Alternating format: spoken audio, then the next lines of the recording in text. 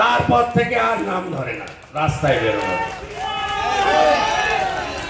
এদের জন্য যা ওষুধ দরকার দিতে হবে। তাই মমতা ব্যানার্জি বলতেন না বদলা নয় বদল চাই, আমরা বলি বদলও হবে বদলাও হবে। গুনে গুনে বদলা নেব আমরা। পতাকা টাঙিয়েছে, পিঠটাকে কি করেছে দেখেছেন? চোর না ডাকাত? এই পান্ডে ভাই কোন সভ্য সমাজে হয়? গোটা ভারতবর্ষে ভোট হয়, কোথাও এগুলো হয়? বিরোধী দল নেতা, রাজ্যের প্রধান বিরোধী দল, তার নেতা, জেলার নেতা, রাজ্যের নেতা, এমএলএ, তারা আসবেন। পতাকা টাঙানো যাবে না, প্রচার করা যাবে না। আর এই পুলিশগুলোর আচরণ যেন নরেন আর তার পিসি ভাইপো বেতন দেয়। শুনে রাখুন, চিরদিন কাহারও সমান নাহি যায়। আমি অনেকদিন রাজনীতি করেছি। আমি ডিজি তারানিয়া, অরুণ গুপ্তা, ভূপিন্দর সিং, এন রমেশ বাবু, এস পান্ডা, বাসুদেব বাগদেরও দেখেছি। সব হারিয়ে গেছে। আপনাদের অবস্থাও কিন্তু এর থেকে খারাপ হবে। এখান থেকে মাল তুলছেন, গঙ্গার ধারে ফ্ল্যাট কিনছেন। এখান থেকে মাল তুলছেন, নিউ টাউনে বার আর রেস্টুরেন্ট বানাচ্ছেন। এখান থেকে মাল তুলছেন, মন্দারমণিতে হোটেল বানাচ্ছেন। এখান থেকে মাল তুলছেন, গ্যাংটকে হোটেল কিনছেন। কিনতে থাকুন।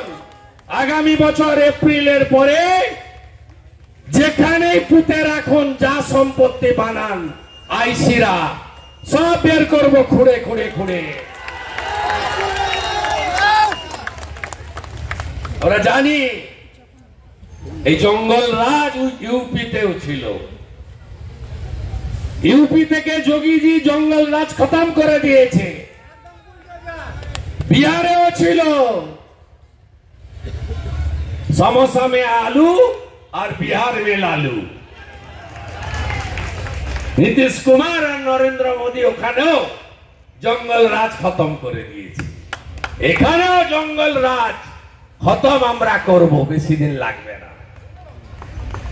পুরো কর্মসূচির ব্যবস্থাপক, রাজ্য কমিটির সদস্য, প্রাক্তন এমএলএ, প্রাক্তন মেয়র, সম্মানীয় জিতেন তেওয়ারি,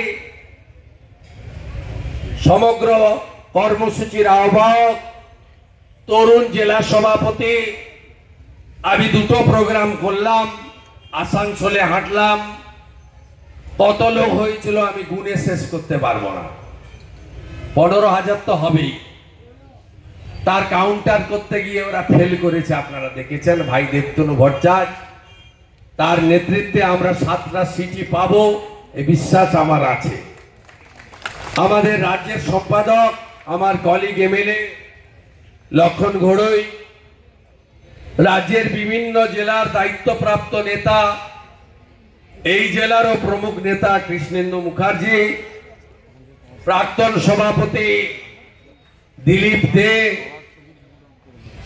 আমাদের বর্ধমানের গত কমিটির ভাইস প্রেসিডেন্ট, প্রাক্তন বড় চেয়ারম্যান চন্দ্রশেখর ব্যানার্জি, আমাদের যুব মোর্চার এখানকার সভাপতি ছিলেন এবং বারাবণীর কন্টেস্টিং ক্যান্ডিডেট ছিলেন ভাই অরিজিৎ, আমাদের 2016 প্রার্থী জিতেন চ্যাটার্জি, যুব মোর্চার কুন্দন সিং এবং সম্মানিত মঞ্চ।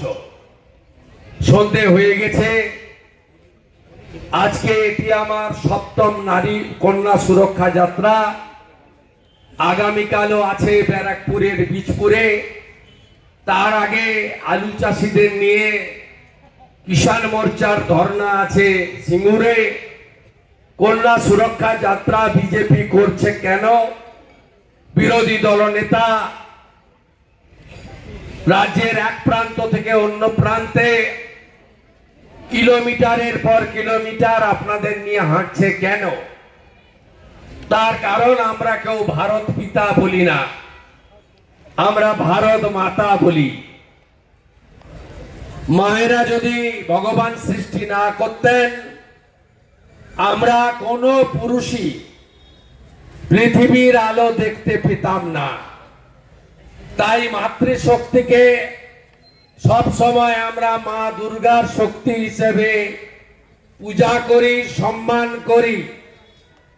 না জাগিলে ললনা, এ বিশ্ব জাগেরা, আমাদের মহামানব মনীষীরা বলে গেছেন। কিন্তু বাংলায় 14 বছরে এই রাজ্যের মহিলা মুখ্যমন্ত্রী থাকা সত্ত্বেও মা, দিদি, বোন এবং কন্যারা যেভাবে অত্যাচারিত হয়েছেন, ধর্ষিতা হয়েছেন, লাঞ্ছিতা হয়েছেন, খুন হয়েছেন এবং জ্বালিয়ে পুড়িয়ে মেরে দেওয়া হয়েছে, একটি ক্ষেত্রেও এই মুখ্যমন্ত্রী তার পুলিশ বিচার দেয়নি। উল্টে পার্কস্ট্রিটের ঘটনাকে ছোট্ট ঘটনা, হাসখালির ঘটনাকে প্রেমের গল্প, কালিয়াগঞ্জের ঘটনাকে মহিলাটি অন্তঃসত্ত্বা ছিলেন, কাকদ্বীপের ঘটনায় পুরো রেপে 20,000, হাফ রেপে 10,000 দেওয়া যেতেই পারে, অভয়ার বাবা মাকে 10 লক্ষ টাকা অফার, এই কাণ্ড কারখানা করেছেন এই মুখ্যমন্ত্রী। এই মুখ্যমন্ত্রী ধর্ষকদেরকে প্রোটেকশন দিয়েছেন। অভয়ার দেহ পানিহাটি শ্মশান চুল্লিতে 3 নম্বরে ছিল সিরিয়ালে।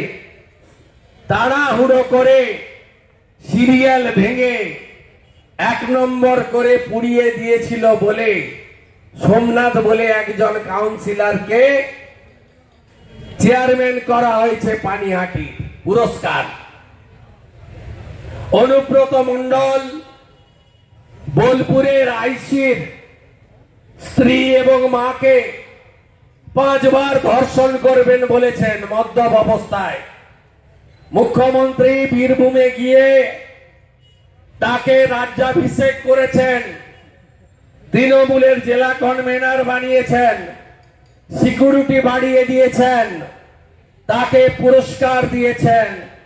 তাই আমাদের এই কন্যা সুরক্ষা যাত্রা বা নারী সম্মান যাত্রা সেদিনই শেষ হবে যেদিন এই রাজ্য থেকে গণতান্ত্রিক ভাবে আমরা মমতা ব্যানার্জিকে প্রাক্তন করতে পারবো।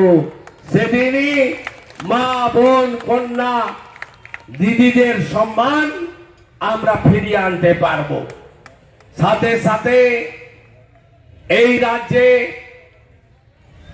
যে ধরনের সীমাহীন দুর্নীতি হচ্ছে, 26,000 চাকরি চুরি থেকে, ডিএ চুরি থেকে সর্বস্তরে আপনারা নিজেরা তা দেখেছেন।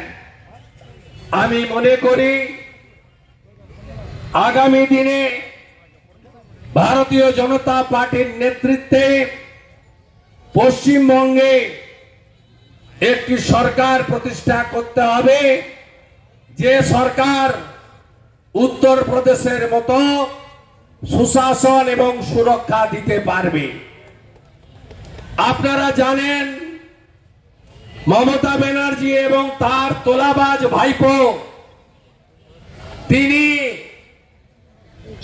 আমাদের ভোটার তালিকায় যে নিবিড় সংশোধন তাকে আটকাতে চান। কোন বাংলা বাঙালির গল্প নেই। এরা রোহিঙ্গা এবং বাংলাদেশি মুসলমান, এদেরকে বাঁচাতে চায়। আপনারা কি চান না ভোটার তালিকা থেকে রোহিঙ্গা এবং বাংলাদেশি মুসলমান বাদ যাক?